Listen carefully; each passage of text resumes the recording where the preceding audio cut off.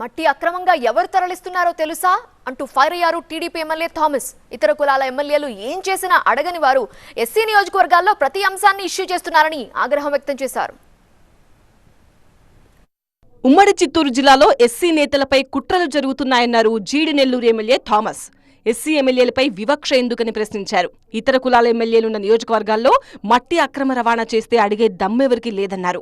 మట్టి దొరకాల్సిన అవసరము యాజ్ ఎమ్మెల్యేగా నాకు లేదు, యాజ్ ఎంపీగా ఆయనకి లేదు, యాజ్ ఎమ్మెల్యేగా ఆయనకి లేదు. అక్కడక్కడ వెళ్ళొచ్చు, చంద్రగిరిలో వెళ్తుంది, నగరిలో వెళ్తుంది, అన్ని చోట్ల వెళ్తుంది. దాని గురించి ఎక్కడ ఏమి మీరు చిన్న మాట కూడా రాయదు. గంగాధర నెలలో ఒక చిన్న ట్రిక్కర్ పోయిందంటే దాని ఇమీడియట్ గా ఫోటో తీసుకునేది ఎమ్మెల్యే మట్టిని తరలించేస్తున్నారు.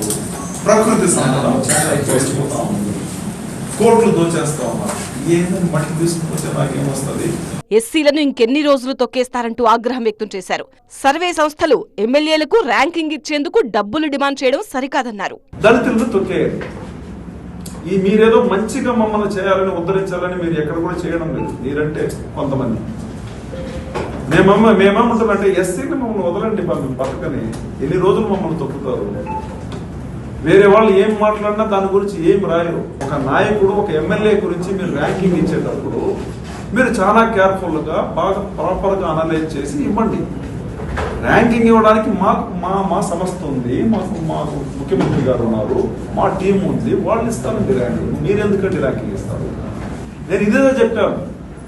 ఆ ర్యాంకులో ఫస్ట్ 3 ర్యాంక్ రావాలంటే నా దగ్గర 5 లక్షల నుంచి 10 లక్షలు డిమాండ్ చేశారు. నేను దీనిదా చెప్పుకొచ్చాను. ముందు మాట్లాడేది కట్ చేశారు, వెనక మాట్లాడేది కట్ చేసి కరెక్ట్గా వాళ్ళకి ఏం కావాలో దాన్ని మాత్రం ట్రోల్ చేశారు. ఎస్సీ ఎమ్మెల్యేలు నిజాయితీగా ప్రజాసేవ చేస్తుంటే టార్గెట్ చేయడం సరికాదన్నారు థామస్.